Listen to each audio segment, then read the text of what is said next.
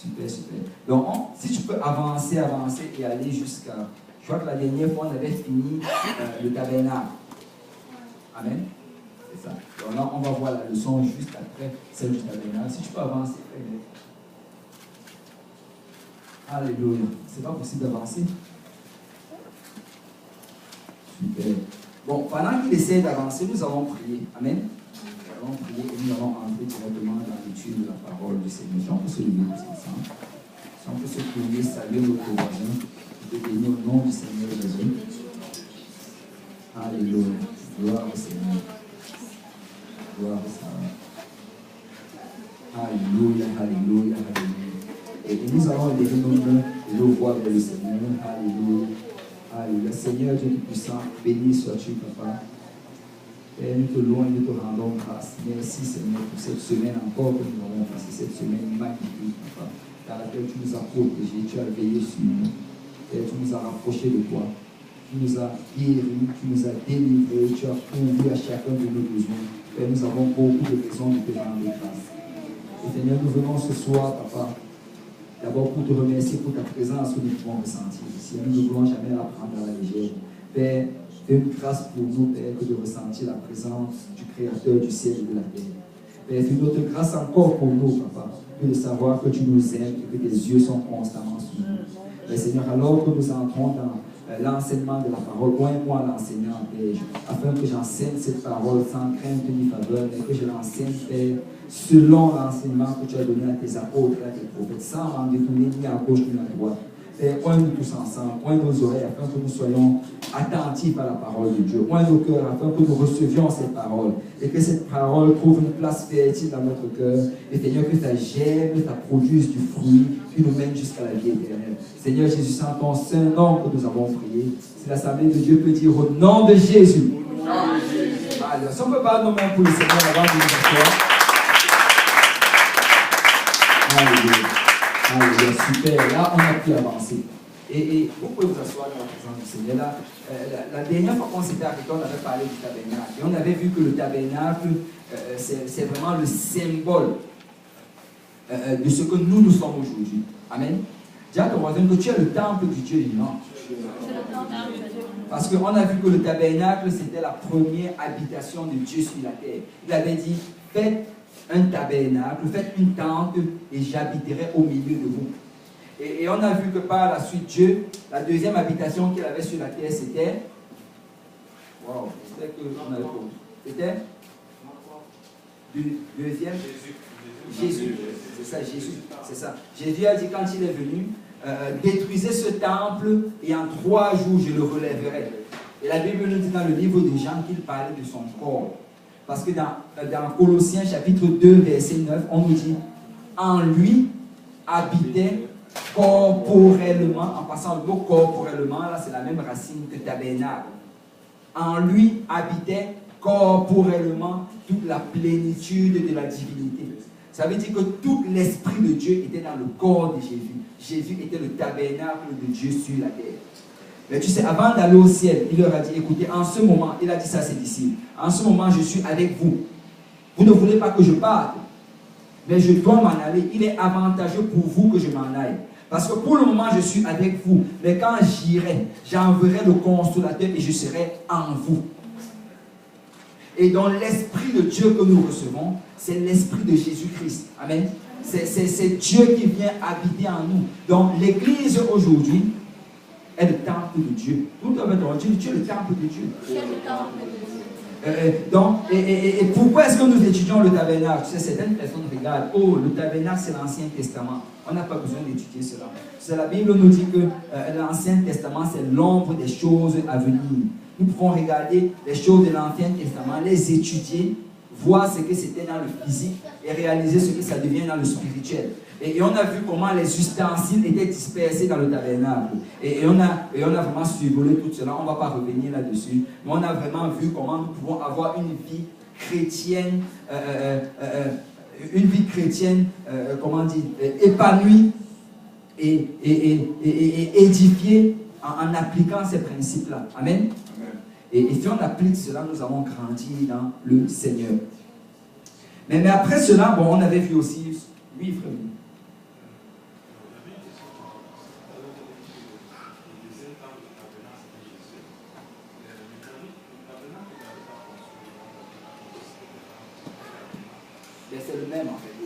juste que la tente de David, en fait, regarde, premièrement, la tente que David a construite, ce n'était pas le même tabernacle. Ça c'est toute une autre histoire. Qu'est-ce qui s'est passé en fait? C'est que David, il y avait d'abord le temple qui avait été construit, selon le modèle que Moïse avait donné. Mais après cela, quand David est venu, au temps de Saül, on ne s'occupait, et Saül n'était pas intéressé par les choses de Dieu. Il ne s'occupait même pas de l'âge. L'âge, premièrement, ça avait d'abord été pris par l'ennemi. Après, quand c'est revenu, c'était même dans la maison d'une certaine personne. Saül ne s'est jamais occupé de cela. Donc, quand David est venu, il a vu que l'âge n'était pas dans le temple. Il a laissé le temple tel que c'était, je vais dire le tabernacle tel que c'était là-bas. Mais là, lui-même, il fait créer une tente dans sa ville, dans la ville de David, à Jérusalem. Et dans cette tente-là, il a juste amené l'âge. Mais ce n'était pas un modèle du tabernacle. Ça, c'est toute une autre leçon. On appelle ça la tente de David. Mais c'était vraiment typique de la grâce de Dieu. C'était un typique clair, parce que David n'avait même pas le droit, en fait, d'entrer dans la présence du Seigneur. Et ça, c'est toute une autre leçon. Mais globalement, on a vraiment trois tentes. Trois tabernacles qui nous ont été, dont on peut prendre pour modèle dans la Bible. Parce que la tente de David, on ne nous dit même pas comment c'était. Parce que David avait dressé une tente. Mais on a trois tabernacles qu'on peut prendre vraiment pour modèle, qui étaient selon les standards que Dieu avait donné. Et c'est vraiment ce verset-là qu'on peut regarder. Et tu sais, Jésus, en étant la deuxième tente, le deuxième tabernacle, on peut regarder vers Jésus et être ses imitateurs. Amen. Le tabernacle que Moïse a construit, on peut regarder comme on avait étudié d'ailleurs et voir vraiment les choses qui doivent être dans notre vie, la prière, la sanctification, la parole de Dieu, et on peut vraiment voir toutes ces choses-là. Mais là aujourd'hui nous allons continuer et là maintenant on va parler de la terre promise. Est-ce qu'il y a des gens ici à qui Dieu a fait des promesses? Amen, c'est ça. Dieu nous a fait des promesses. Et vous savez, souvent nous avons tendance à penser que les promesses de Dieu, que même si on ne fait absolument rien, ça va arriver. Oh non, Dieu a promis, donc je peux juste rester sans rien faire. Et écoute, quand Dieu promet, il met les conditions dans les promesses. Amen. Si tu étudies la parole de Dieu, tu vas réaliser que chaque fois que Dieu dit je vais faire quelque chose, après il y a toujours quelque part un si. Si.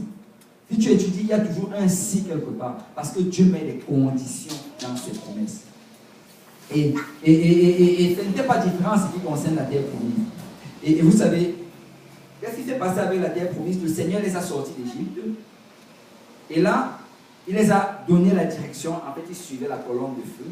Il leur a donné la direction pour qu'ils aillent jusqu'à dans la terre promise. Et la Bible dit que le Seigneur a fait expressément à ce qu'ils ne passent pas par une direction droite jusqu'à la terre promise. Parce que cette direction droite-là, ça allait leur faire passer par les camps de l'ennemi. Le Seigneur a fait à ce qu'ils fassent un long détour qui leur a fait peut-être plusieurs, peut-être 6 mois. Et pourquoi la Bible donne la raison? C'est parce que le Seigneur disait que s'ils rencontraient directement l'ennemi, ils allaient fuir. Il fallait d'abord un temps de préparation. Vous savez, souvent nous voulons nous engager dans certaines batailles. Souvent nous voulons commencer à faire certaines choses. Alors que le Seigneur ne nous a pas encore donné le feu vert pour le faire. C'est avant de faire la moindre chose, demande la volonté du Seigneur. Avant de t'engager dans n'importe quelle affaire, demande la volonté du Seigneur. Même si ça allait être trivial. Oh, Dieu nous a dit qu'on va prendre cela. Cherche la volonté du Seigneur. Est-ce que c'est le moment d'entrer dans ce combat?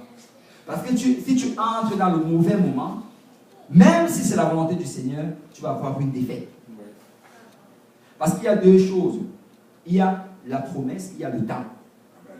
Il y a la promesse et il y a le temps. De la même manière qu'il y a la foi et il y a la patience. La foi et la patience. Si tu as juste la foi, c'est bien, mais tu ne vas pas y arriver. Parce que ça prend d'avoir la foi et la patience. Amen. Mais ici, vraiment, le Seigneur, après leur avoir dirigé, quand ils sont finalement arrivés dans la terre promise, la Bible dit que Moïse, on ne va pas dire cela, c'est juste, je paraphrase rapidement. Moïse a appelé 12 espions, il leur a envoyé à la terre promise, et après les avoir envoyés, ils sont revenus avec un rapport négatif. Que non, ces gens-là, ils sont grands, Ils sont costauds. Nous sommes à leurs yeux comme des sauterelles. Ils ont donné tout un rapport négatif. Il n'y avait que deux qui ont donné un rapport positif. C'était Joshua et Caleb. Et la Bible dit que quand ils ont fait cela, ils étaient même sur le point de la vie, même Moïse devait retourner en Égypte. Et là, la colère de Dieu s'est levée. Le Seigneur a dit, écoutez, ça va arriver selon vos paroles. Nous devons faire attention à ce que nous disons. Amen. Amen. Parce que le Seigneur a dit, ça va arriver selon vos paroles. En pleurant, vous disiez ceci, que nos enfants, nous allons mourir, et nous allons enterrer nos enfants. Il dit, ça va arriver selon vos paroles. Vos enfants vont vous enterrer. Vous n'allez pas voir cette terre, mais vos enfants vont les voir. Et après avoir dit ça, le Seigneur leur a dit, retournez dans le désert. Ils sont retournés, ils ont tourné en rond pendant 40 ans. Et le Seigneur a dit que parce que ça vous a pris 40 jours pour explorer le désert, vous allez errer pendant 40 ans. Mais vous savez, des années et des années sont passées et toute cette génération-là est décédée. Et là maintenant, voilà une nouvelle génération qui était sur le point d'entrer à la terre promise. Ils avaient un nouveau chef qui était Josué. Parce que même Moïse était mort, même Moïse était mort sur la montagne de Nebo, parce que le Seigneur n'a pas permis à ce qu'il entre à la terre promise à cause d'un excès de colère qu'il avait eu. Maintenant, on va aller dans le livre de Josué. Et si quelqu'un peut lire du verset 1 au verset 5, quelqu'un peut lire haut et fort.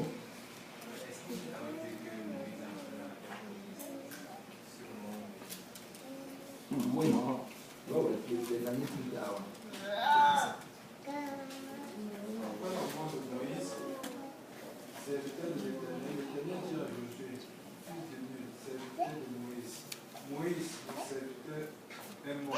Maintenant, lève-toi, passe ce Jourdain, toi et tout ce peuple, pour entrer dans le pays que je dois aux enfants d'Israël. Tout lieu que foulera la plante de votre pied, je vous le donne, comme je l'ai dit à Moïse. Vous aurez pour territoire depuis le désert de Liban jusqu'au grand feu, le peuple des Pharaons, tout le peuple des Syriens, jusqu'à la grande mer vers le soleil couchant. Nul ne tiendra devant toi tant que je vivrai. Je serai avec toi comme j'ai été avec Moïse. Je ne laisserai point, je ne t'abandonnerai point. La Bible dit qu'après la mort de Moïse, serviteur de l'Éternel, l'Éternel dit à Josué, fils de Nun, serviteur de Moïse, Moïse, mon serviteur, est mort. Maintenant, lève-toi, passe ce Jourdain, toi et tout ce peuple, pour entrer dans le pays que je donne aux enfants d'Israël. Et si tu regardes, le Seigneur dit ici, je leur donne le pays. Je leur donne le pays. C'est quand les promesses de Dieu, la Bible nous dit, les promesses de Dieu sont oui et amen. Amen. Amen. Les promesses de Dieu sont des promesses sûres. Les promesses de Dieu sont des promesses établies. Dieu ne doute pas quand il te donne quelque chose. Il dit, je leur donne cela. Je leur donne cela. Et regardez, mais après avoir dit qu'il le leur donne, il dit, tout lieu que foulera la plante de votre pied, je vous le donne, comme je l'ai dit à Moïse. Donc c'est ça la condition. La condition, c'était que vos pieds doivent fouler les lieux que je vous donne. Il dit, je vous donne toutes ces choses-là, mais pour les posséder, il faut que vous alliez les posséder. Il faut que vous alliez les chercher. Il faut que vos pieds foulent ces lieux. Et je vais dire à quelqu'un ce soir que le Seigneur, toutes ces choses qu'il te donne, tu dois les prendre. Tu dois les prendre. Il faut qu'il y ait une action pour prendre les promesses de Dieu. Amen. Amen. Ne reste pas juste là en disant, oh, ça va arriver si je... Non, non, non, non. Il faut que tu te lèves et que tu ailles les prendre. Voici, il dit que tout lieu que foulera la plante de tes pieds, je te le donne. Et il dit, vous aurez pour territoire depuis le désert et le Liban jusqu'au grand fleuve, le fleuve de l'Euphrate, tout le pays des Essiens jusqu'à la grande mer vers le soleil couchant. C'est quand tu étudies vraiment la carte en lisant ces pays ici, ou bien ces repères territoriaux que le Seigneur a donnés, tu réalises qu'Israël n'a pas pris tout ce que le Seigneur leur a donné. En fait, il leur avait donné d'une mer jusqu'au fleuve, d'un désert jusqu'à un autre désert. Le territoire qu'il leur a donné était très très large. Mais quand tu regardes la carte d'Israël au temps de Josué, la conquête qu'ils ont faite, ils n'ont pas tout pris. Ils n'ont pas tout pris. Et aujourd'hui même encore, si tu regardes la carte d'Israël, c'est encore rappétit. Et ce n'est pas que le Seigneur ne voulait pas le leur donner, mais c'est qu'ils n'ont pas décidé d'aller le prendre. C'est le Seigneur a beaucoup de promesses pour toi. Le Seigneur a beaucoup de promesses pour son Église, mais ça prend que des gens se lèvent et aillent les chercher. Tu sais, nous voulons plus prier. Amen. Nous voulons plus prier, nous voulons avoir une relation plus grande avec le Seigneur. Mais tu sais, si nous voulons plus prier, il faut qu'on se lève et qu'on se batte pour notre vie de prière. Amen. Amen. Il faut vraiment que quelqu'un littéralement résiste à sa chair, résiste au diable. Parce que si nous voulons posséder ce que Dieu nous donne, nous devons les prendre. Vous savez, l'ennemi ne va jamais nous laisser prendre ces choses-là facilement. Jamais. Ça va toujours être un combat. Mais le Seigneur nous fait cette promesse que si nous combattons, si nous nous levons et que nous prenons possession de ces choses par la foi, il va nous les donner. Il va nous les donner. En fait, la seule chose est vraiment qui peut nous empêcher d'avoir les promesses de Dieu, c'est si on refuse de se battre. Amen. Amen. Et là, il lui dit par la suite, nul ne tiendra devant toi tant que tu vivras. Tant que tu vas vivre, nul ne tiendra devant toi. Et peut-être quelqu'un doit vraiment entendre ceci aujourd'hui. Tant que tu vivras, nul ne tiendra devant toi. Tant que tu vivras, aucune situation ne pourra tenir devant toi. Il n'y a aucune montagne qui est trop haute pour les enfants de Dieu. Il n'y a aucune vallée qui est trop basse pour les enfants de Dieu. Il n'y a aucun feu qui est trop intense pour les enfants de Dieu. Il n'y a aucun obstacle qui est trop fort pour les enfants de Dieu. Il n'y a aucun ennemi qui peut résister aux enfants de Dieu. C'est si tu te lèves et tu te tiens et tu dis le Seigneur va me donner la victoire. Je ne vais pas abandonner. Laisse-moi te dire que tu vas avoir la victoire. Si tu te tiens, tu vas avoir la victoire. Il n'y a rien qui peut tenir. Vous savez, Jésus n'a jamais perdu aucun combat. Il n'a jamais. C'est lui, tous ces... En fait, si Jésus était un boxeur, ça allait être 1000 combats, ça allait être 1000-0-0. 1000-0-0. Il ne fait pas de match nul, il n'a pas de défaite. Parce qu'il n'a jamais perdu aucun combat. Vous savez, les choses d'habitude qu'on ne réussit pas à avoir, c'est parce que nous avons abandonné. Parce que laisse-moi te dire que si tu te tiens sur les promesses du Seigneur, tu auras toujours la victoire. Amen. Tu auras toujours la victoire. Vous savez, le problème, c'est que souvent nous allons agir par la foi, et après on ne va pas voir la chose arriver, et après on va être découragé, et après on va commencer à agir vraiment comme des perdants. Mais ce qu'on doit réellement comprendre là-dedans, c'est qu'avec la foi, il faut la patience. Il faut la patience. Si tu as la foi, demeure dans la foi et dis le Seigneur va faire. Vous savez le psaume qu'on a lu en introduction tout à l'heure. David dit aie pitié de moi, Éternel, aie pitié de moi. Comme le serviteur regarde vers la main de son maître, ainsi moi j'attends envers l'Éternel. Et ce que David était en train de dire, c'est que tant que l'Éternel ne fait pas, je ne fais pas. Si la main de l'Éternel n'agit pas, je ne bouge pas. Parce que je sais qu'il va le faire. Je sais qu'il va le faire. Il ne va pas me laisser mourir. Il ne va pas me laisser tomber dans la fosse. Il ne va pas me laisser être marché dessus par l'ennemi. Je sais que si je tiens debout, si je continue d'avancer, le Seigneur va me donner la victoire. Il dit que quand je marche dans la vallée de l'ombre de la mort, c'est le problème souvent, c'est que nous restons debout dans la vallée de l'ombre de la mort. D'autres personnes s'asseyent dans la vallée de l'ombre de la mort. C'est quand tu es dans la vallée, continue à marcher. Continue à marcher. Continue à marcher. Parce que laisse-moi te dire que la définition d'une vallée, c'est qu'après il y a la montagne. Si on parle de vallée, c'est parce qu'après il y a la montagne. Si tu restes assis dans la vallée, tu ne vas pas y arriver. Continue à marcher, après tu vas voir la montagne. Amen. Et le Seigneur ici, le Seigneur dit ici, tout lieu que foulera la plante de ton pied, je te le donne. Je vais te le donner, c'est une certitude. Mais regardez le verset 6. Fortifie-toi et prends courage. Car c'est toi qui mettras ce peuple en possession du pays que j'ai juré à leur père de leur donner. Et regardez encore le verset 7. Fortifie-toi seulement et aie bon courage, en agissant finalement selon toute la loi que Moïse, mon serviteur, t'a prescrite. Si tu regardes en fait, dans Josué chapitre 1, la première fois, en fait, C'est comme la commission, ou bien la mission que Dieu donne à Josué avant qu'il n'aille en guerre. Dans tout ce passage, on répète à 5 reprises, fortifie-toi et prends courage.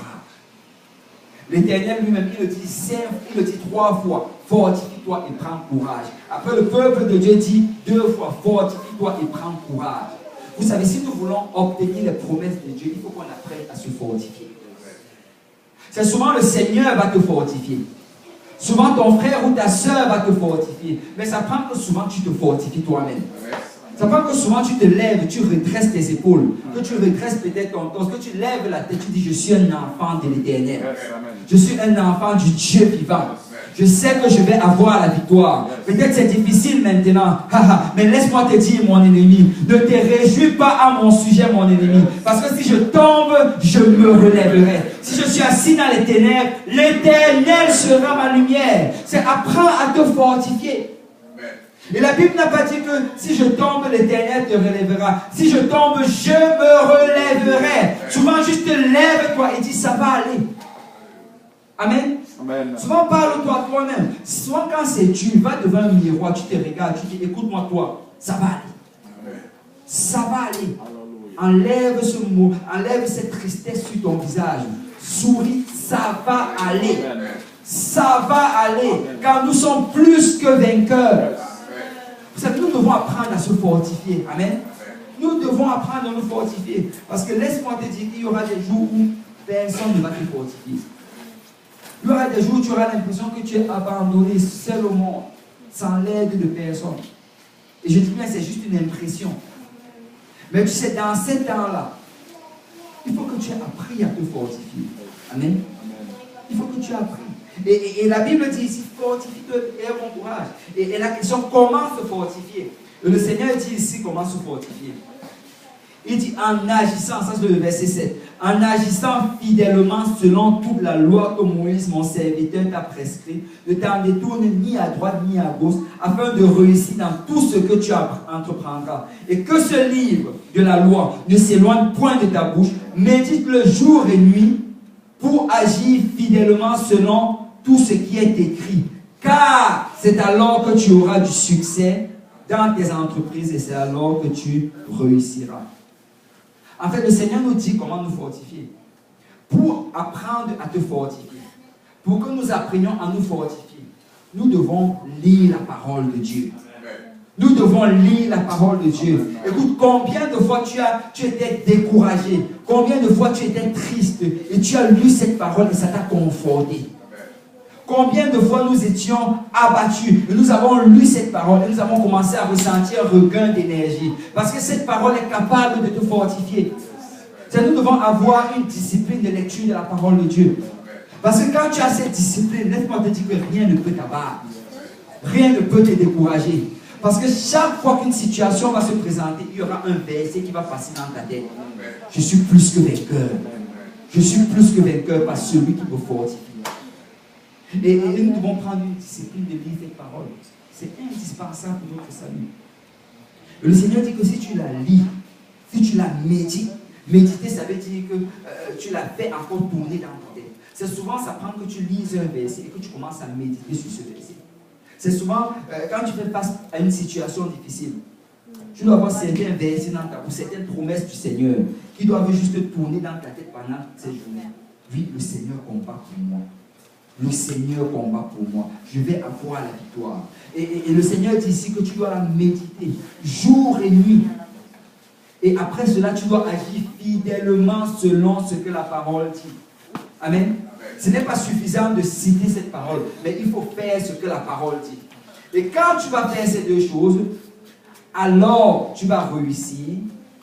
Et quand tu vas voir la réussite, ça va continuer à te fortifier. C'est vraiment cela le plan. Et ça, c'est la seule chose que le Seigneur a donné à Josué. Aujourd'hui, les gens vont chercher toute manière de se fortifier. Ils vont être découragés. Il y a certaines personnes qui vont se fortifier avec du chocolat. Quelqu'un est découragé. Oh, il me faut manger du chocolat. Ça va me remonter le moral. Non, non, non. Lis la parole de Dieu. Ça a plus de puissance que le chocolat. Amen. Non, d'autres vont chercher, d'autres vont essayer plutôt l'alcool. Mais l'alcool ne fortifie pas, l'alcool va plutôt encore te rabaisser. Ça va encore rendre ton moral encore plus bas. Et tu sais, peut-être tu vas oublier tes soucis pendant que tu seras ivre. Mais dès que tu vas sortir de cette ivresse, tes soucis seront encore là. Et ça va même s'ajuster parce que l'alcool, ça coûte cher. Amen. Et le monde aura plusieurs options. D'autres, on va te dire, va voir un psy. Que tu vas aller t'asseoir sur une chaise devant quelqu'un, tu vas raconter des tas de choses, peut-être qu'il ne t'écoute même, il pense à n'importe quoi. Après, tu lui payes $150 de l'heure, tu rentres chez toi. Je ne vois pas ce qu'il y a de fortifiant là-dedans.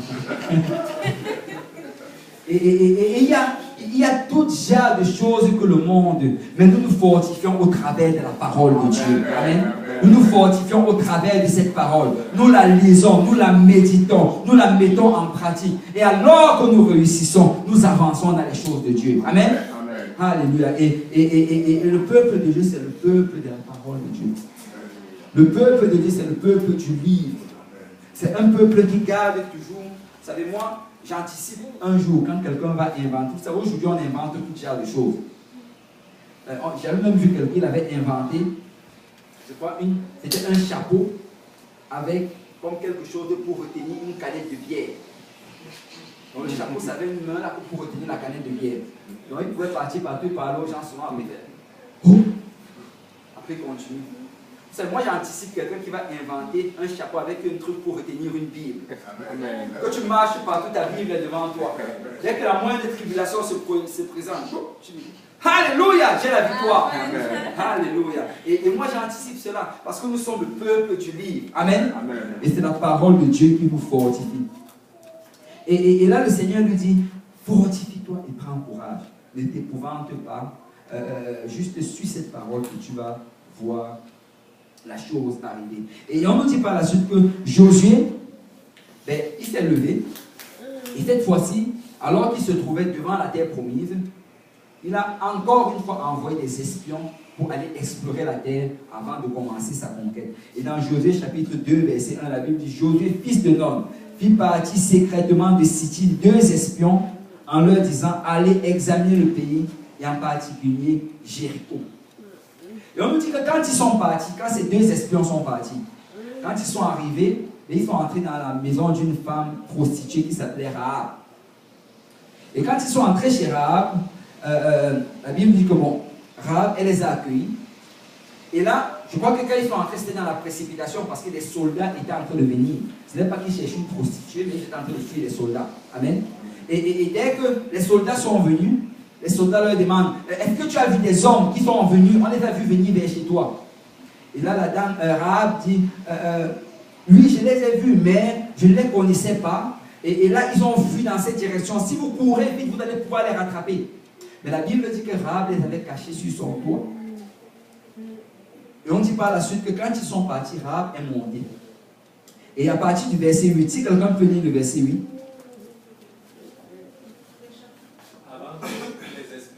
Chapitre 2, verset 8.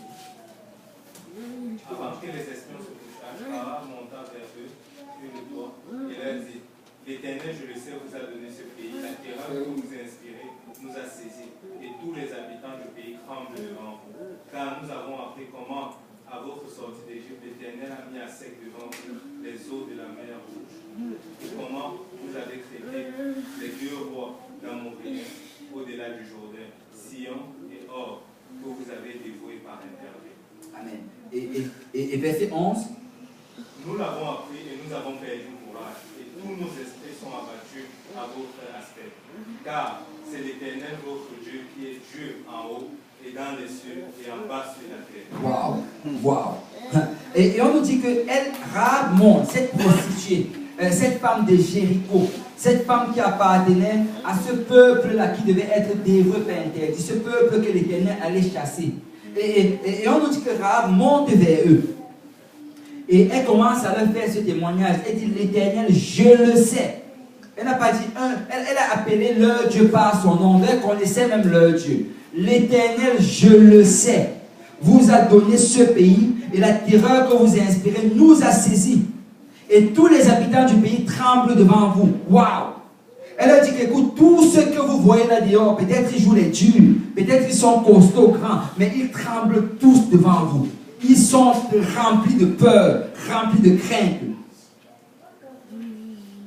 Ils disent, car nous avons appris comment à votre sortie d'Égypte, l'Éternel a mis à sec devant vous les eaux de la mer Rouge et comment vous avez traité les deux rois des Amoréens au-delà du Jourdain. Waouh!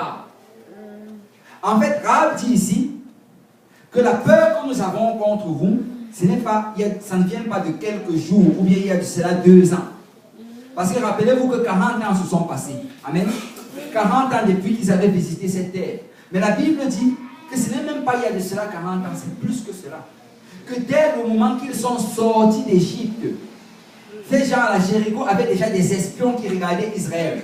Et les espions ont vu comment l'Éternel a ouvert la mer Rouge devant eux. Les espions ont vu comment l'Éternel a combattu contre tous ces grands rois, le roi des Orges et tous ces rois-là. Les espions ont vu comment Dieu leur a donné la victoire. Et elle dit que depuis ce temps-là, ils étaient apeurés, ils avaient peur, ils étaient dans la crainte, ils savaient qu'ils ne pouvaient rien contre les enfants de Dieu. Et ce qui est surprenant, c'est qu'après on voit Israël arriver à la terre promise, entrer, regarder ces gens-là qui ont peur d'eux et sortir eux-mêmes avec la peur et disent non, ils nous regardent comme des sauterelles. Non, ce n'est pas eux qui regardaient Israël comme des sauterelles, c'est Israël qui se regardait eux-mêmes comme des sauterelles. Eux, quand ils regardaient ces sauterelles-là, ils avaient peur d'eux. Ils avaient peur d'eux. Et vous savez, nous pouvons peut-être regarder Israël et secouer la tête. Mais laissez-moi vous dire que souvent nous agissons de la même manière.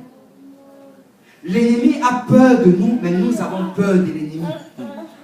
L'ennemi est terrifié parce que Dieu a déjà fait dans notre vie. Mais nous regardons cela et nous croyons que l'ennemi veut nous anéantir alors qu'il a peur de nous. Est-ce qu'il y a des gens ici qui ont peur du chien? Bon, moi, j'avais peur du chien. Je dois avouer que j'avais peur du chien. Bon, c'était le pitbull. Mais est-ce que vous savez que le chien a peur de vous? Il y a des gens qui doutent par rapport à ça. Non, parce que le chien a peur de toi. En fait, quand le chien te voit et qu'il commence à aboyer, c'est parce qu'il a peur. S'il n'a pas peur de toi, il va juste s'approcher pour que tu le caresses. Mais qui commence à aboyer, c'est la peur. Et laisse-moi te dire que si tu tapes le pied, tu vas voir comment il va détaler. Il va détaler. Je sais qu'il y a des gens qui doutent ici, là, mais il faut... Waouh! Il y a un grand manque de foi. Mais le chien, croyez-moi au moins sur parole, je ne vous mens pas. Je vais aller au ciel. Amen. C'est la vérité. Le chien a peur de toi. Et vous savez, nous voyons ce chien qui a peur de nous. Nous qui sommes plus gros que le chien, plus intelligents que le chien, nous avons peur du chien. Et c'est souvent comme ça qu'on réagit face à l'ennemi. C'est si l'ennemi pouvait te tuer, c'est qu'il t'aurait déjà tué. Si le diable pouvait te détruire, c'est qu'il t'aurait déjà détruit. En fait, l'intimidation que tu vois, c'est tout ce qu'il peut te faire. La peur qu'il peut te mettre, c'est tout ce qu'il peut te faire. Parce que s'il pouvait faire plus que cela, il l'aurait déjà fait. Rappelez-vous de l'histoire de Job. Le diable demande à Dieu, il dit à Dieu, tu sais, si tu me laisses te toucher, c'est qu'il va te maudire.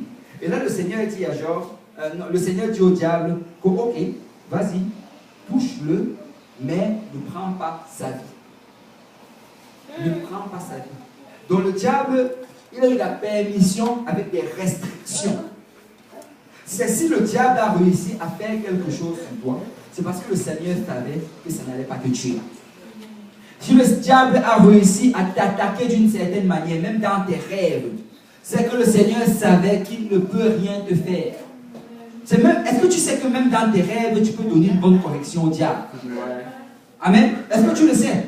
Ça veut dire, je me rappelle un frère nous racontait, ça veut dire que le diable n'arrêtait pas de toujours l'attaquer dans ses rêves, l'attaquer. Il dit qu'un jour dans ses rêves, il s'est fâché. Après, il a commencé à poursuivre le diable. Et après, le diable n'est plus jamais revenu. Tu peux le poursuivre dans tes rêves. Il a peur de toi même dans tes rêves. Ne te laisse pas juste t'intimider et rester dans la crainte. C'est lève-toi et tu dis, j'appartiens au Seigneur. j'appartiens, j'ai la puissance.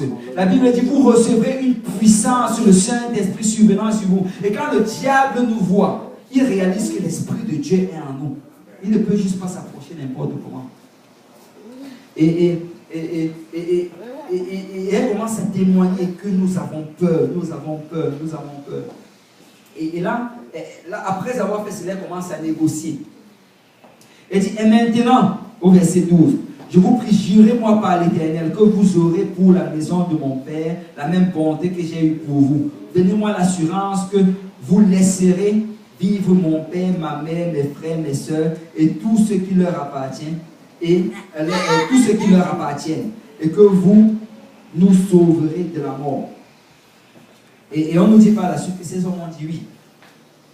Si tu ne nous trahis pas, c'est que nous te promettons que nous allons te sauver de la mort. Et là, si quelqu'un peut lire le verset 15. Elle les fit descendre avec une corde par la fenêtre, car la maison qu'elle habitait était sur la muraille de la ville.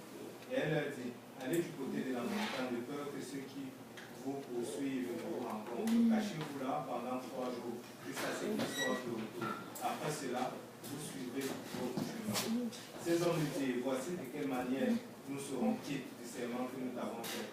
À notre entrée dans le pays, attache ce cordon de fil de cramoisi à la fenêtre par laquelle tu fais descendre et recueille auprès de toi la maison de ton père, ta mère, tes frères et toute la famille de ton père.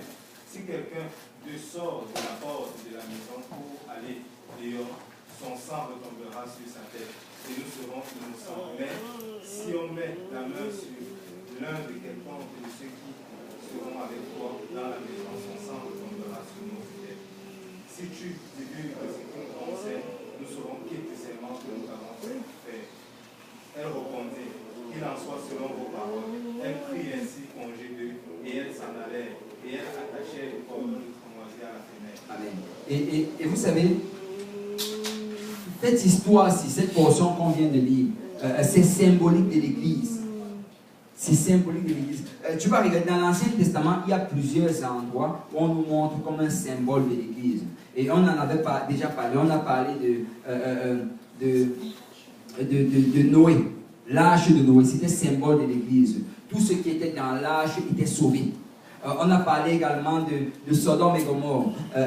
La famille de Lot, c'était symbole de l'Église. Ceux-là qui allaient sortir de ce lieu de péché étaient sauvés. Et aujourd'hui, on voit encore aujourd'hui la maison de Rahab.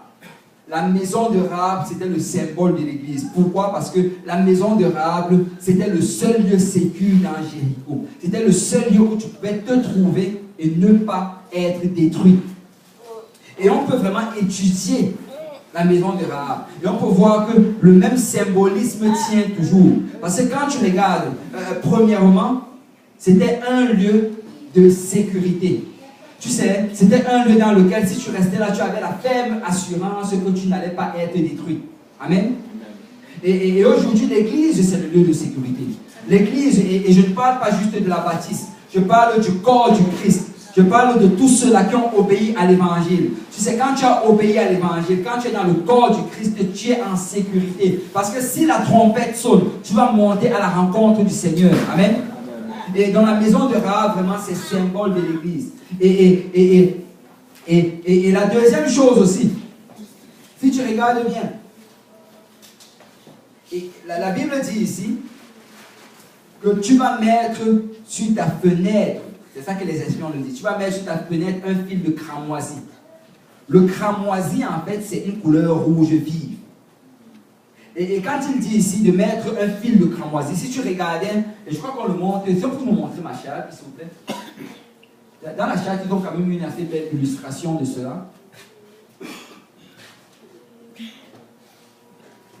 Ça ne fonctionne pas. C'est ça. Bon, je ne sais pas si vous réussissez à le voir, mais si vous voyez cette fenêtre-là sur le mur de Jéricho, ça représente la maison de Rahab. Et on voit comment tout, parce qu'on dit que sa maison était sur le mur. Et on voit comment toutes les autres portions du mur sont détruites, sauf l'endroit où sa maison se trouvait. Pourquoi? Parce que ça représentait l'église. La destruction peut arriver n'importe où autour, sauf dans l'église. Et je veux dire à quelqu'un aujourd'hui, je sais que souvent quand on parle de l'Apocalypse, il y a même certains chrétiens qui ont peur. Ils sont en train de trembler. Laisse-moi te dire que si tu demeures en Christ, il y aura la destruction à l'extérieur, mais ça ne va pas t'arriver. Si tu demeures en Christ, tous ces fléaux dont tu lis dans la Bible, ça ne va pas t'arriver. Pourquoi? Parce que l'Éternel a mis son sceau sur toi et rien ne pourra t'atteindre. Tu n'as pas besoin d'avoir peur de lire le livre d'Apocalypse. Tu peux le lire. Amen. Je sais, il y a certains chrétiens qui ont peur de lire le livre d'Apocalypse. Ils ont tellement peur. Ils vont lire les évangiles, mais l'Apocalypse, oh, ils ont tellement peur de cela. Tu sais, le livre d'Apocalypse, c'est une bonne nouvelle pour l'Église. Ça veut dire que notre Sauveur vient. Ça veut dire que nous retournons dans la présence du Seigneur pour l'éternité. Et la destruction qui est dans le livre d'Apocalypse, ce n'est pas pour nous. Parce que la Bible dit que Dieu n'a pas réservé la colère pour son peuple. Parce que dans le livre d'Apocalypse, ce qui se passe, c'est que Dieu déverse sa colère sur ce monde impie et méchant.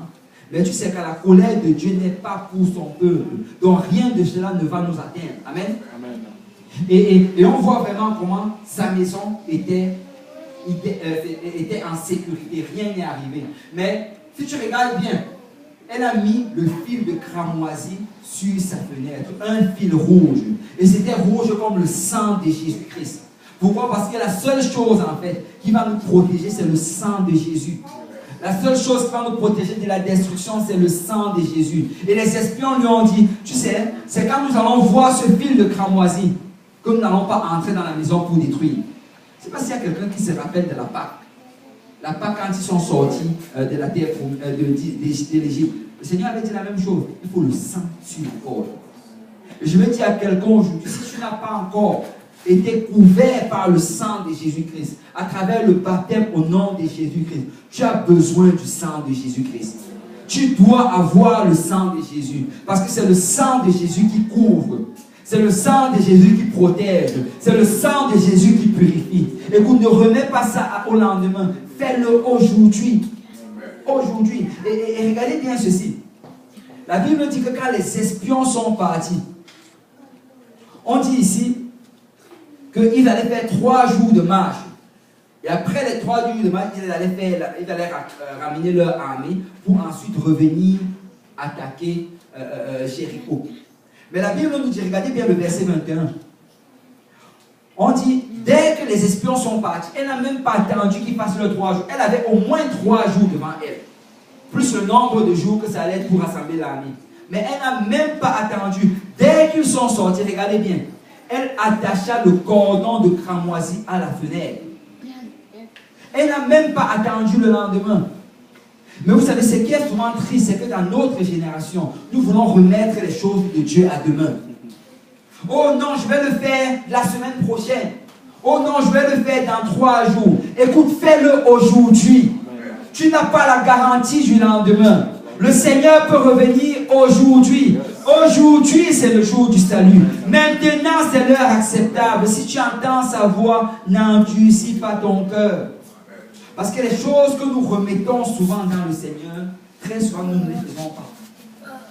Rappelle-toi la dernière fois que tu as remis ton heure de prière. Oh non, je vais prier plus tard. Si tu regardes bien, après tu n'as pas prié.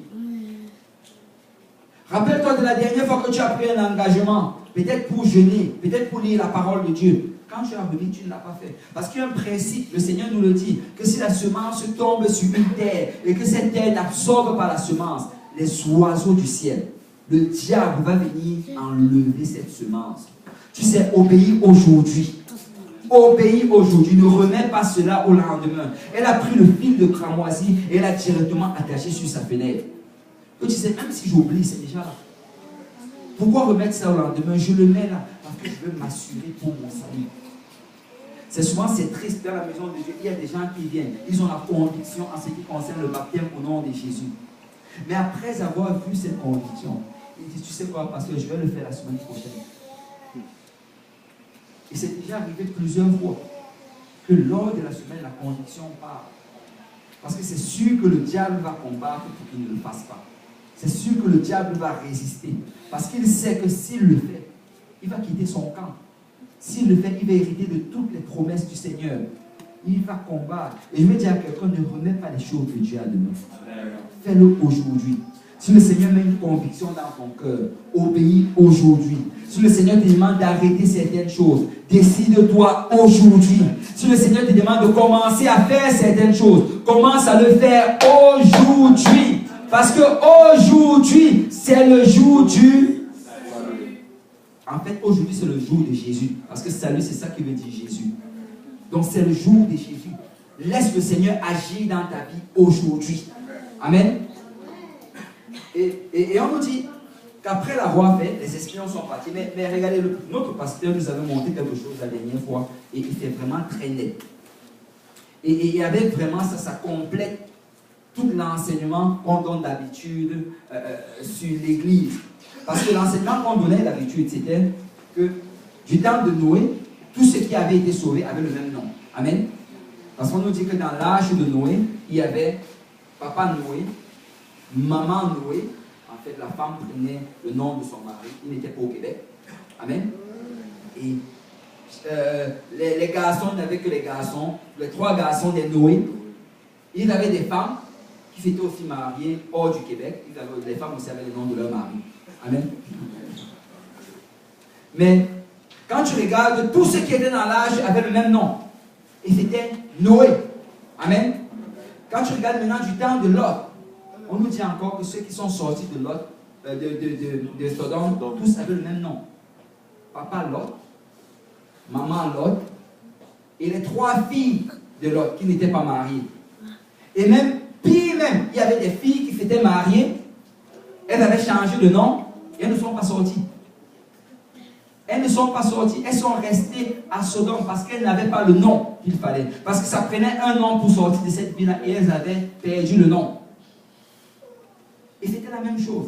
Et mon pasteur m'avait fait voir ça la dernière fois ici, que même ici, tous ceux qui sont sortis avaient le même nom. Regardez le verset 18. Il dit, non, en fait, verset 17, on au 17, il dit, ces hommes disent, voici de quelle manière nous serons quittes du serment que tu nous as fait faire. À notre entrée dans le pays, attache ce cordon de fil cramoisi à la fenêtre par laquelle tu nous fais descendre, et recueille auprès de toi, dans la maison, ton père, ta mère, tes frères et toute la famille de ton père. Waouh! Toute la famille de ton père. Il n'a pas dit toute la famille de ta mère. Toute la famille de ton père. Ça veut dire que tous ceux qui étaient dans cette maison-là avaient le même nom, le nom de leur père. Et la Bible est tellement précise dans les détails. Tellement précise. La Bible, regardez bien, il dit ton père, ta mère, tes frères. Il n'a pas dit tes soeurs. Parce que c'est possible que ces soeurs se soient mariées avec quelqu'un d'autre et leur nom a changé. Il dit tes frères et toute la famille de ton père. Parce que tous ceux qui étaient dans la maison de Rahab avaient le même nom. Et quand tu étudies la parole de Dieu, tous ceux qui échappent les destructions ont toujours le même nom. Et je vais dire à quelqu'un aujourd'hui, si tu veux échapper à la destruction finale, porte le nom de Jésus. Porte le nom de Jésus. C'est pourquoi nous prêchons encore et encore sur le baptême au nom de Jésus. Et je vais dire à quelqu'un, tu sais, si tu étais baptisé par n'importe quel autre nom, tu dois revêtir le nom de Jésus. Tu dois le revêtir. Parce que la Bible insiste tellement sur ce point. Et la Bible, quand tu regardes dans le livre des Actes, tous les baptêmes étaient au nom de Jésus. Il n'y a même pas un seul au nom du Père, Fils, Saint-Esprit. Même pas un seul. Tous au nom de Jésus. Et la Bible dit, tout ce que vous faites en parole ou en œuvre, faites-le au nom de Jésus. Je ne sais pas pour vous, mais moi j'aime le nom de Jésus. J'aime le nom de Jésus. Tu sais pourquoi résister à ce nom? C'est un nom si beau. C'est un nom si magnifique.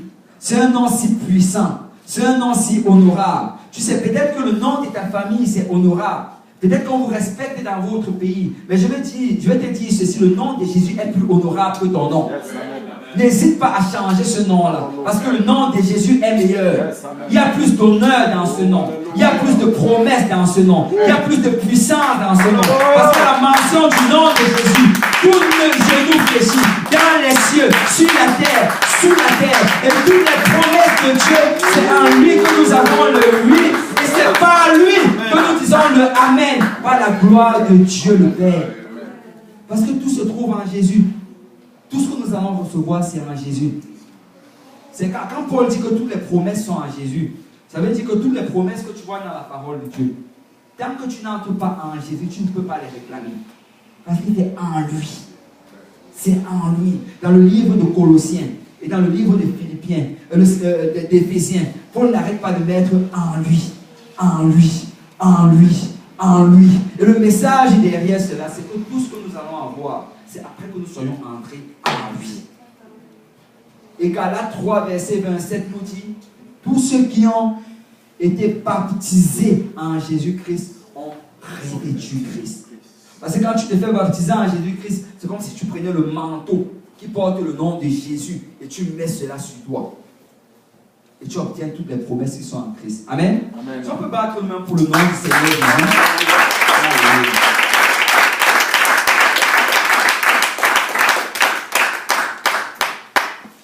Et la Bible nous dit que par la suite, quand les espions sont revenus, ils ont donné le rapport favorable. Et quand ils ont donné ce rapport, le peuple s'est réjoui. Et Josué, par la suite, Josué, qu'est-ce qu'il a fait? C'est qu'il a rassemblé le peuple. Et là, il était sur le point d'avancer pour avoir la conquête, pour prendre la terre promise. Et une chose particulière que le Seigneur a fait, c'est alors qu'ils allaient s'approcher, il y avait en fait le Jourdain, c'était le peuple, c'était le fleuve en fait, qui était vraiment comme une séparation de la terre promise. Il fallait traverser le Jourdain pour entrer à la terre promise. Et vous savez, on sait toujours que Jésus était baptisé dans les eaux du Jean-Baptiste baptisé dans les eaux du Jourdain. Parce que le Jourdain, en fait, c'était vraiment ça qui séparait les promesses de Dieu, ou bien la terre promise, que le désert. Et vraiment, si tu veux entrer dans la terre promise, ça parle de passer à travers le Jourdain. Et on voit comment ici, le Seigneur a fait le même miracle qu'il avait fait avec la mer Rouge. Il a demandé à Josué de faire passer les sacrificateurs. Et quand ils sont arrivés, le Seigneur a ouvert le Jourdain en deux. Et là, ils sont passés. Et en passant, Josué leur a dit, en fait, le Seigneur a demandé à Josué de s'assurer à ce qu'ils prennent 12 pierres. Et qu'ils allaient prendre ces pierres-là du fond du Jourdain. Et ils allaient aller dresser un monument à l'endroit où ils allaient camper cette nuit. Et la raison pourquoi est-ce qu'ils voulaient cela? Si quelqu'un peut lire Josué chapitre 4, verset 20 au verset 24, si quelqu'un peut lire rapidement pour gagner du temps. Josué dressa à l'égard les 12 pierres qu'il avait prises du Jourdain, et il dit aux enfants d'Israël, lorsque vos enfants demanderont un jour à leur père, que signifient ces pierres?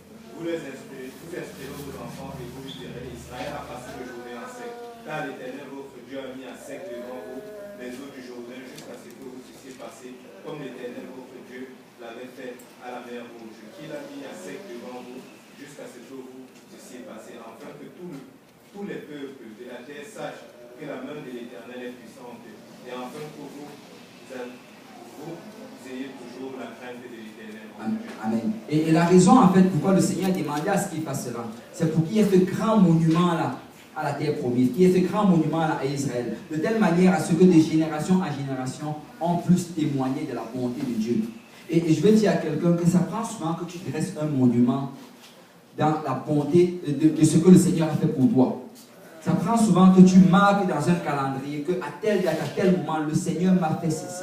Et que tu ailles témoigner de cela. Parce que très souvent, nous avons plus tendance à se rappeler des mauvaises choses qui nous sont arrivées que de se rappeler des bonnes choses qui nous sont arrivées. Il y a tellement de bonnes choses qui arrivent. Mais parce que notre nature veut à ce qu'on soit plus intéressé par les mauvaises nouvelles. Ça fait à ce qu'on oublie la bonté de Dieu. Tu sais, aujourd'hui, tu regardes les nouvelles. C'est juste rempli de mauvaises nouvelles. Parce que c'est ce qui vend. Il y a des bonnes choses qui arrivent dans le monde. Amen. Il y a des bonnes choses. on a des gens qui viennent, qui obéissent à l'évangile, qui changent de vie, qui servent le Seigneur, qui l'adorent et qui aujourd'hui sont des prédicateurs de l'évangile. On a de bonnes choses qui arrivent. Mais si tu appelles le journal de Montréal et tu commences à dire j'ai tel témoignage, tel drogué maintenant, il est prédicateur, ça ne va pas les intéresser. Parce que les gens sont intéressés par les mauvaises nouvelles. Mais nous voulons les bonnes nouvelles. Amen. Amen. Nous voulons nous attacher aux bonnes nouvelles. Et vraiment, ce commandement, si c'était pour que le peuple de Dieu se rappelle de la bonté de Dieu. Amen. Tu as commencé, rappelle-toi de la bonté de Dieu. Et par la suite, après cela, on dit que si quelqu'un peut lire le verset 2 du chapitre 5. En ce temps-là, l'Éternel dit à Josué, fais-toi un couteau de pierre et circoncis de nouveau les enfants d'Israël une seconde fois. Amen. Et on nous dit ici que la deuxième chose, en fait la première chose comme on a vu tantôt, c'était vraiment ces pierres de rappel pour monument. Deuxième chose maintenant que le Seigneur leur dit, je veux maintenant que tu circoncis les enfants d'Israël. Tu sais, là Josué se levait, il était prêt pour aller prendre la terre promise. Josué était dans cette position-là où l'ennemi avait peur. C'est un ennemi qui a peur et un ennemi à moitié vaincu. Amen. Quand dans la boxe, par exemple, quand tu réalises que ton adversaire a peur, c'est que ça, c'est le bon moment pour foncer. Amen. C'est vrai, c'est des gens qui sont familiers avec la boxe, mais tu sais que c'est le bon moment pour foncer. Et là, Josué se levait, il était prêt à foncer, mais le Seigneur dit, arrête-toi d'abord. Voici ce que tu fasses, et je veux que tu fasses. Je veux que tu prennes tous ces enfants-là, et que tu les circoncis d'abord. Et quand le processus de circoncision, ça prend un minimum de 3 semaines avant de guérir. C'est Josué aurait pu regarder cela et commencer à argumenter avec Dieu. Mais Seigneur, tu demandes que je les circoncis. Pourquoi n'allons-nous pas d'abord à la terre promise? Allons d'abord prendre toutes les promesses, après on va les circoncire. Le Seigneur dit que non, circoncis-les d'abord. Et tu réalises en fait que c'est la même chose qui est passée avec Moïse. C'est Moïse s'était levé, il était en train d'aller pour faire sortir le peuple d'Israël d'Égypte. Mais le Seigneur l'a arrêté à un endroit, et vous connaissez l'histoire. La femme de Moïse s'est levée, elle a circoncis son fils, et c'est là que le Seigneur les a laissés partir. Et la circoncision, vraiment, dans l'Ancien Testament, c'est le symbole du baptême dans le Nouveau Testament. C'est la Bible dit, vous avez été circoncis d'une circoncision qui n'a pas été faite par la main d'un homme, mais par Christ, au travers du baptême. Donc quand on est baptisé en Jésus-Christ, ça représente cette circoncision de l'Ancien Testament. Et la circoncision de l'Ancien Testament, c'était pour entrer dans l'alliance, pour appartenir au Seigneur. Et également, ici, le baptême, c'est pour appartenir au Seigneur. Et le Seigneur leur dit ceci, n'allez pas combattre si vous ne vous êtes pas circoncis. N'allez pas réclamer les promesses si vous ne m'appartenez pas encore. Parce que vous n'avez pas encore le nom, vous n'avez pas encore l'autorité pour cela. Il les a bloqués et il les a circoncis.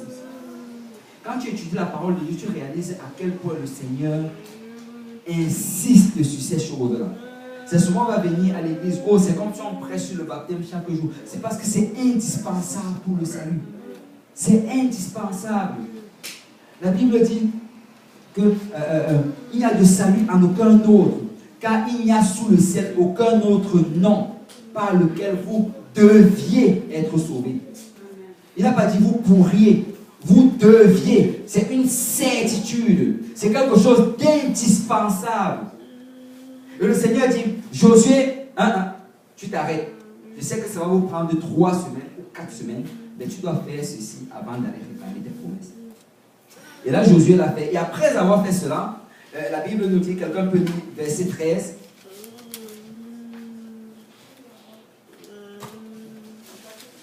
Toujours chapitre 5. Quand Josué était près de Jéricho, il leva les yeux et regarda. Voici un homme se tenait debout devant lui, son épée nue dans la main. Il alla vers lui et lui dit, es-tu des nôtres ou de l'ennemi? Il répondit, non, mais je suis le chef de l'armée de l'Éternel. J'arrive maintenant. Josué tomba le visage contre terre, se prosterna et lui dit, qu'est-ce que mon Seigneur dit à son serviteur? Et le chef de l'armée de l'Éternel dit à Josué, ôte tes souliers de tes pieds, car le lieu sur lequel tu te tiens est saint. Amen. Et on nous dit que Josué, alors qu'il était près de Jéricho, il était déjà chaud. Ok, nous avons fait ce que l'Éternel a dit. Il était prêt à aller se battre. Et là, on dit que, là, alors qu'il était seul à un endroit, il a vu un homme costaud, fort, armé. Et là, il le regarde, et j'imagine que Josué était déjà prêt à se battre. Es-tu avec nous ou contre nous? Et l'homme lui dit, je suis le chef de l'armée de l'Éternel. Et tu sais ce que Dieu était en train de faire ici. C'est qu'il voulait montrer à Josué que le combat dans lequel vous allez vous engager maintenant, vous n'êtes pas seul. Nous avons une grande armée avec nous. Vous n'êtes pas seul. Et je vais dire à quelqu'un aujourd'hui, peut-être que tu ne vois pas, mais tu n'es pas seul. Que le Seigneur ouvre tes yeux et que tu réalises que ceux qui sont avec toi sont plus nombreux que ceux qui sont contre toi. Que l'ennemi qui te fait face, il n'est rien devant ce que le Seigneur a préparé pour toi. Il y a une grande armée avec toi. C'est peu importe comment grande est l'opposition, le Seigneur va toujours envoyer une armée plus puissante, plus grande. La Bible nous dit que un des anges est capable d'anéantir une armée, je crois, de 3000 ou bien de plus personnes. 3000, non, je crois, je sais plus le nombre là, mais un très très grand nombre de personnes, un seul ange. Mais quand la Bible dit alors que nous avons des anges qui campent autour de nous, laisse-moi te dire que rien ne peut tenir devant toi. Et ce qu'il a voulu faire voir à Josué là maintenant, c'est qu'écoute, nous combattons pour toi. Ne t'inquiète pas, avance avec assurance. Tu ne nous vois peut-être pas, mais nous sommes tous là autour et nous combattons pour toi. Amen. Je veux dire à quelqu'un que Dieu combat pour toi. Amen. Et là, nous allons essayer de conclure maintenant avec le chapitre 6. Et là, on va parler de comment est-ce que l'Éternel leur a donné la victoire à Jéricho. Et si quelqu'un peut lire à partir du verset 1. Jéricho était fermé et barricadé devant les enfants d'Israël. Personne ne sortait et personne n'entrait. L'Éternel dit à Josué, vois, je livre entre tes mains Jéricho et son roi, ses vaillants soldats. Faites le tour de la ville, vous tous les hommes de guerre, faites une fois le tour de la ville. Tu feras ainsi pendant 6 jours. 7 sacrificateurs porteront devant l'arche 7 trompettes retentissantes. Le 7e jour, vous ferez 7 fois le tour de la ville, et les sacrificateurs sonneront des trompettes. Quand il sonnera de la corde retentissante, quand vous entendrez le son de la trompette, tout le peuple poussera de grands cris. Alors la muraille de la ville s'écroulera et le peuple montera chacun devant soi. Amen. Et là, alors qu'il s'apprêtait à charger l'ennemi, alors qu'il s'apprêtait à courir et à se battre comme des soldats, le Seigneur dit, ok, voici mon plan de bataille. Il dit, je veux que quand vous allez arriver là-bas, vous fassiez le tour de la ville. Je veux que chaque jour, vous vous levez et vous faites le tour de la ville. Et pendant que vous faites le tour de la ville, il y a les sacrificateurs qui sont devant avec l'âche et avec les instruments de louange. Et après avoir fait le tour de la ville, un jour, vous retournez chez vous. Mais vous retournez dans vos camps. Et vous revenez encore le 2e jour, vous faites le tour de la ville. Et vous faites comme cela pendant 6 jours. Mais le 7e jour, vous devez faire le tour de la ville 7 fois. Et après cela, vous allez crier, louer le Seigneur, faire sonner des trompettes, faire sonner vos instruments de musique. Et là, je vais vous donner la victoire. Waouh! Ça, c'était tout un plan de guerre. On n'a jamais entendu un plan de guerre pareil. Et j'imagine que quand ils se sont levés et qu'ils ont commencé à faire le tour de la ville, les gens les ont regardés, ils ont dit, ces gars sont fous. Ils sont fous. Et j'imagine que si on les a traités de fous le 1er jour, le 2e jour, ils étaient plus fous. Et le 3e jour, on disait, ces gens-là, ils ont un problème dans leur tête. Imaginez cela. On se lève juste le matin, on se lève, on commence à faire le tour de la ville, sans rien dire. On tourne. Et quand les gens regardent, ils disent, ça c'est la folie. Vous savez, souvent les gens vont venir, bon, ici, comme on n'a pas vraiment de l'espace, là, je vois qu'on ne court pas beaucoup, mais souvent à Saint-Laurent, par exemple, quand quelqu'un va arriver pour la première fois, et qu'il va voir ces gens-là commencer à courir autour du truc, on va dire, ces gars sont fous. Ce qu'ils font, c'est vraiment de la folie. Tu sais, la Bible dit folie pour les hommes, sagesse pour Dieu. Souvent, ce que Dieu va demander de faire, ça va sembler fou. Mais si Dieu a demandé de le faire, fais-le. Parce que c'est le plan de Dieu. Si Dieu a décidé de te donner la victoire de cette manière, fais-le. Parce que c'est le plan de Dieu. Les choses de Dieu vont souvent sembler folles. Et la Bible dit que Dieu a choisi les choses folles de ce monde pour confondre les sages. En fait, tu sais quoi? Quand j'étudiais ce passage, ce que Paul est vraiment en train de dire, c'est que Dieu, en fait, il va souvent choisir des choses humiliantes pour que ceux-là qui veulent rester dignes, qui veulent rester honorables, qui veulent garder toute leur, je ne sais pas, qui veulent rester sophistiqués. Il faut que ceux-là d'abord se rabaissent avant d'avoir les promesses. Il va mettre souvent un certain degré d'humilité dans quelque chose. De telle manière que si tu veux vraiment l'obtenir, il faut que tu t'humilies devant le Seigneur. Et que tu fasses quelque chose qui te fasse descendre de ton piédestal. Il a choisi les choses folles de ce monde. Quand tu regardes même le moyen du salut, ce sont des choses folles. Tu veux dire que je dois venir et entrer dans cette eau-ci et quand je sors, je suis sauvé. Ça, c'est de la folie. Pourquoi faire cela? J'ai une baignoire à la maison. J'ai la piscine. Et cette eau-là même, est-ce que c'est propre? Ce sont des choses folles. Et souvent, quand on dit ça aux gens, tu dois être baptisé pour être sauvé, tu dis que non, mais qu'est-ce que tu veux dire? Est-ce que j'ai besoin d'entrer dans cette eau-là? Je peux croire dans mon cœur. C'est la parole du Seigneur. Amen. C'est le Seigneur qui décide. C'est la maison de Dieu. S'il décide que tu passes comme ceci ou tu fais comme cela, c'est si j'arrive, je vais donner un exemple, si j'arrive chez le frère Willy, et que le frère Willy me dit, écoute, pour entrer chez moi, on enlève les chaussures. Si je n'enlève pas les chaussures, je n'entre pas. Amen. Parce que c'est la maison du frère Willy. Je commence à, oh non, moi mes chaussures sont propres. Non, non, moi c'est vraiment propre. C'est même plus propre que mes chaussettes. Je dois garder mes chaussures. Le frère Willy dit, écoute, pour entrer chez moi, on enlève les chaussures. Et je vais dire à quelqu'un aujourd'hui, juste obéir à la parole du Seigneur. Obéir. Arrêtons d'argumenter. Arrêtons d'argumenter avec la sanctification. Arrêtons d'argumenter avec les principes de la parole de Dieu, avec chaque chose que le Seigneur demande. Juste obéissons, c'est la maison de Dieu. Amen. Et on nous dit ici que Josué et le peuple, tout ce qu'ils ont fait, c'est qu'ils ont obéi. La Bible dit que le premier jour, ils sont venus, ils ont marché, ils sont retournés. Et on nous dit ici que quand Josué a donné l'ordre au peuple, si tu regardes bien au verset 10, on dit, il a donné un ordre, il a dit ceci. Josué avait donné cet ordre au peuple, vous ne crierez point, vous ne ferez point entendre vos voix, il ne sortira pas un mot de votre bouche, jusqu'au jour où je vous dirai pousser les cris, alors vous pousserez les cris. En fait, on dit que les 6 premiers jours, Josué leur a dit, ne laissez même pas un mot sortir de votre bouche. Je ne veux entendre personne. On l'a dit. Même pas un seul mot. Et tu sais, pourquoi est-ce que Josué a dit cela? Josué a dit cela parce qu'il connaissait ce peuple. Il avait vu et entendu comment dans le désert, ce peuple n'avait pas arrêté de se lamenter, de se plaindre. Ce peuple n'avait pas arrêté de critiquer. Et Josué connaissait le principe que si tu es toujours en train de murmurer, malgré le fait que tu es en train de faire la chose, tu ne vas pas obtenir la promesse qui avait été donnée.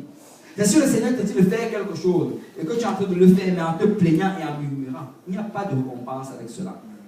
Il n'y a pas de récompense avec cela. C'est si nous devons faire les choses de Dieu, faisons-le en louant le Seigneur. Si nous devons faire les choses de Dieu, faisons-le en adorant le Seigneur. En disant, même si mon cœur ne veut pas le faire, gloire à toi, Seigneur, car tu as demandé et j'obéis. Et je le fais avec joie. Amen.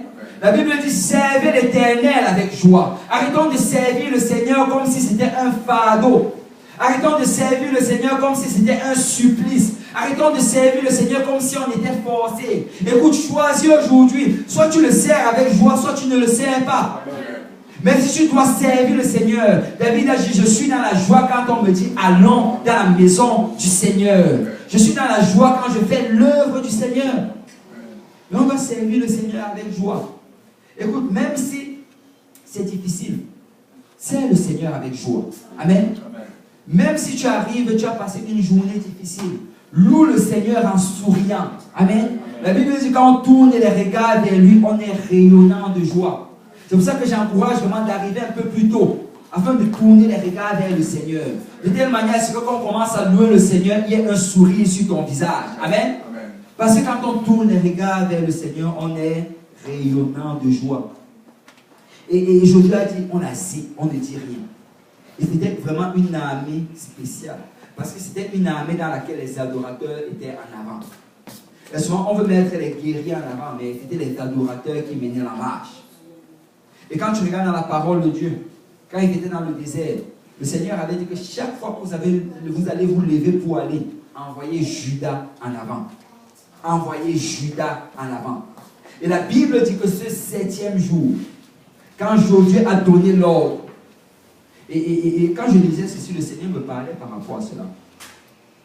La Bible dit que Josué a donné l'ordre avant qu'ils ont commencé à crier. Vous savez, très souvent, nous voulons juste crier quand nous nous sentons comme crier. Tu sais, en ce moment-là, que tu te sentais comme crier ou pas, tu devais juste crier. Parce que c'était le moment du Seigneur. Le Seigneur avait décidé que quand vous allez crier, je vais briser un mur, le mur qui se trouve devant vous. Et chacun va avancer et avoir la victoire. C'est souvent, il y a des murs qui se trouvent devant nous. Et on va venir dans la maison du Seigneur. Et le prédicateur va dire, vous tous, peuple, battez des mains et poussez vers Dieu des cris de joie. Et certains vont rester comme ça, je ne me sens pas qu'on batte les mains. Je ne me sens pas qu'on crie. C'est le temps du Seigneur d'agir. C'est le temps que le Seigneur veut briser le mur qui se trouve devant toi. Ne manque pas les promesses du Seigneur. Ne manque pas la provision du Seigneur. Alors je me demande si on peut juste battre nos mains et briser le Dieu de cris de joie. Si on peut obtenir l'œuvre de gloire. Alléluia, alléluia. Parce que l'Éternel, c'est lui qui combat pour nous.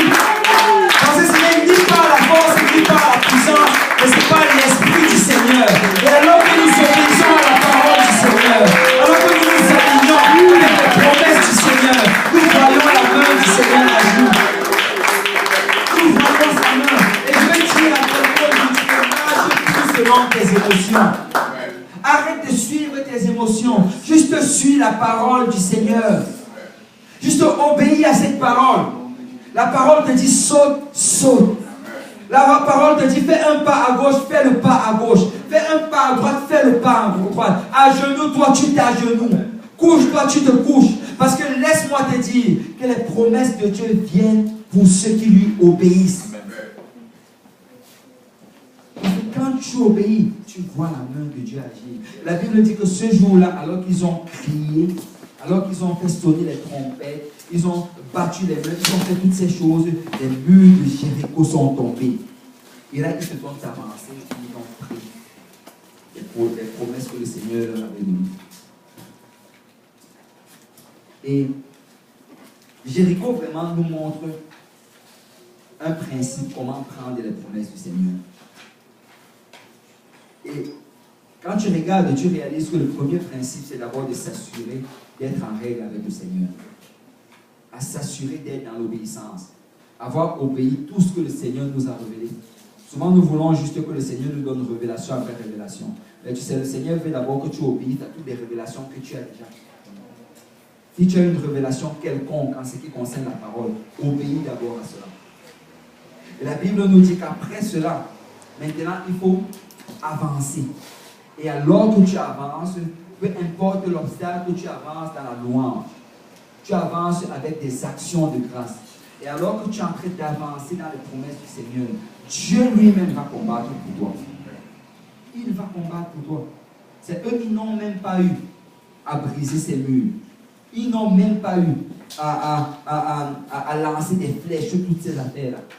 La Bible dit que l'Éternel a détruit les murs de l'ennemi. Et les murs sont tombés sur les habitants de Jéricho. Tout ce qu'ils avaient à faire, c'était d'entrer et finir le combat. Finir le combat. Parce que le Seigneur va combattre pour toi. Tout ce qu'il va te demander de faire, c'est juste de finir. Tu viens finir. Mais ça prend de marcher selon tes principes. Si on peut se lever dans la présence du Seigneur.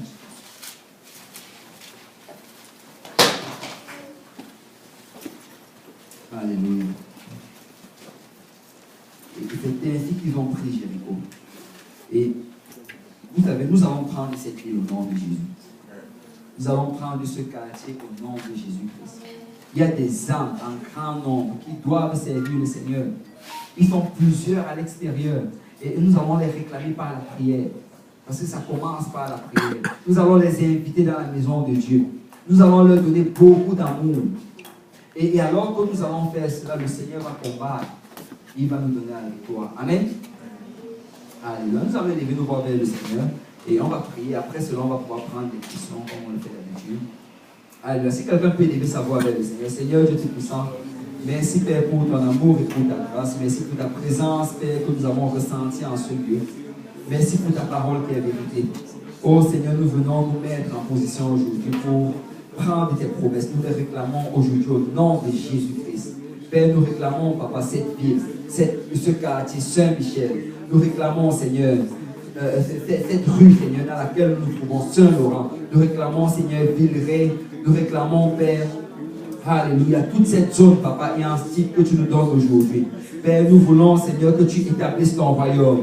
Père, nous prions que tu attires les âmes du nord, du sud, de l'est et de l'ouest. Oh Seigneur, qu'ils viennent dans la maison du Seigneur. Papa, qu'ils croisent les pas des enfants de Dieu dans le métro, Seigneur, dans le bus, Père, dans nos écoles, dans nos lieux de travail. Père, Seigneur, qu'ils nous croisent alors que nous venons dans la maison de Dieu. Et que tu génères en eux une soif. Tu génères en eux un désir de te servir.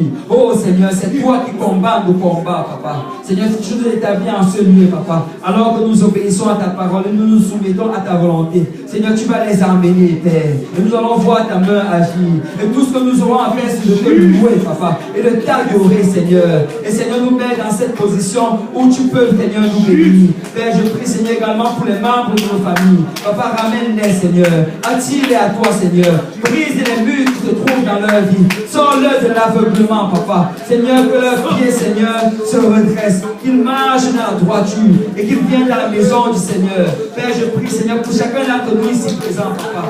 Donne-nous, Seigneur, de te servir dans toute pureté, dans toute obéissance, dans la sanctification. Donne-nous de nous attacher à ta promesse, Père. De nous voir, Seigneur, ta main agir. Donne-nous de les réclamer, Père. Et Seigneur, que nous nous levons et nous serons volontiers à combattre pour acquérir chacune de tes promesses. Papa, je prie, Seigneur, que tu touches chacune des personnes ici présentes, Père.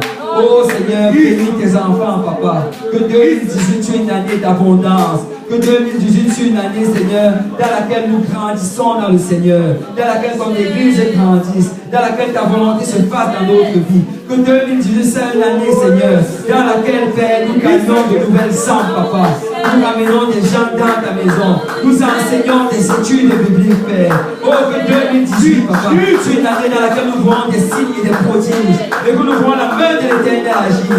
Pas des guérisons, pas des délivrances. Que nous voyons la main de l'Éternel agir. Pas l'évangile qui est prêché, Seigneur, avec puissance, Papa. Alors, Seigneur, que tu établis ton royaume sur la ville de Montréal, dans la province du Québec, Seigneur, et dans ce pays, et également dans nos pays en Afrique, ou en Haïti, Seigneur, ou en Europe, Père. Et dans tes mains, Seigneur. Oh, Seigneur, tu as dit, Papa, que ton cette grâce de l'Orient jusqu'à l'Occident. Et Seigneur, nous voulons voir ces choses arriver. Nous voulons nous mettre dans cette position où tu peux nous utiliser, où tu peux agir puissamment au travers de nous. Car nous sommes tes mains, nous sommes tes pieds, nous sommes ta voix, Seigneur. Et nous sommes ton corps, Père. Alors, Seigneur, bouge puissamment au travers de notre vie. Père, bénis chacun de nos peuples ici présents, Papa. Où est ton peuple, Seigneur? Équipe ton peuple, Seigneur. Fortifie ton peuple, Seigneur. Et que ta main, Seigneur, soit puissante, Papa, au travers de nos vies. Seigneur Jésus, c'est ton seul nom que nous l'avons prié, Papa. Si quelqu'un peut dire au nom de Jésus. Alléluia. Si quelqu'un peut encore mentionner ce nom, au nom de Jésus. Au nom de Jésus. Alléluia. Si on peut parler de nous-mêmes pour le Seigneur. Alléluia, alléluia, alléluia. Alléluia. Alléluia. Merci Seigneur. Merci Seigneur. Vous pouvez vous asseoir dans la présence du Seigneur. Et nous avons un repas qu'on va partager. Et pendant ce temps, je ne sais pas s'il y a des questions, on peut essayer de les répondre.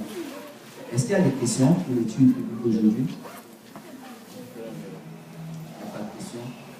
Oui, frère.